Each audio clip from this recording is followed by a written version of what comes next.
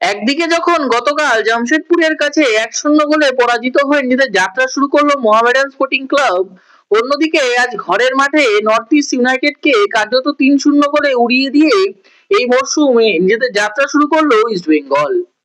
অভিষেক ম্যাচেই জোড়া গোল করলেন ইউসুফ, একটি গোল করলেন মিগুয়েল ফিগুয়েরা। 3-0 গোলে নর্থ ইস্টকে হারিয়ে প্রথম 3 পয়েন্ট তুলে নিল ইস্ট বেঙ্গল ক্লাব। প্রথমার্ধে গোল করার কাছাকাছি পৌঁছে গেলেও গোল করতে ব্যর্থ হয় ইস্ট বেঙ্গল। প্রথমার্ধের শেষে খেলার ফলাফল থাকে 0-0। দ্বিতীয়ার্ধের শুরু থেকেই আক্রমণ প্রতি আক্রমণে খেলা বেশ জমে উঠছিল। 65 মিনিটের মাথায় ইউসুফ প্রথম গোলটি করে ইস্ট বেঙ্গলকে এগিয়ে দেয়। এরপর 5 মিনিটের ব্যবধানে 70 মিনিটের মাথায় দ্বিতীয় গোলটি করেন ইউসুফ। এরপর খেলার শেষ মুহূর্তে 90+ অ্যাডেড টাইমে মিগুয়েলের গোলে 3-0 করে ফেলে ইস্ট বেঙ্গল।